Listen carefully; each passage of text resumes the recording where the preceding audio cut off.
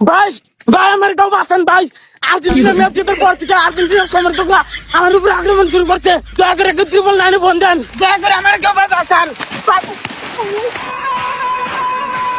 তুই আমার অনেক দূর পালাইছ রে, আমি একবার অরণ হয়ে গেছি গা। তুই মেসিরে নিয়ে অনেক টোল করছা। ভাই ভুলেছে, মাফ করে দেন। না রে, তোর কোনো মাপ হবো না। তুই আমার প্রিয় দলকে অনেক অপমান করছাস রে। ভাই আমার এবারের মতো মাফ করে দেন ভাই। আপনার প্রিয় টিম নিয়ে আমি আর কোনোদিনও কথা কমু না। আমি বুঝছি আর্জেন্টিনা দল খুব শক্তিশালী। না রে, তোর কোনো ক্ষমা হবো না। তুই আজকে সকালে আমার মেলা অপমান করছা আর কইছা মেসি প্লান্টিক ছাড়া গোল দিতে পারে না, আর্জেন্টিনা দল প্লান্টিক ছাড়া গোল দিতে পারে না। তাহলে আজ সকালে আলজেরিয়ারে প্লান্টিক ছাড়া মেসি 3টা গোল কিভাবে করে দিল সেটা আমাকে বল। ভাই কসম আর জীবনে আর্জেন্টিনা দল না কোনো আলতু ফালতু কথা কমু না। এইবারের মতো আমার মাফ করে দাও ভাই এত করে যেহেতু কই দিছে মাফ করে দাও রে। ঠিক আছে, মাফ করে দিতে পারি।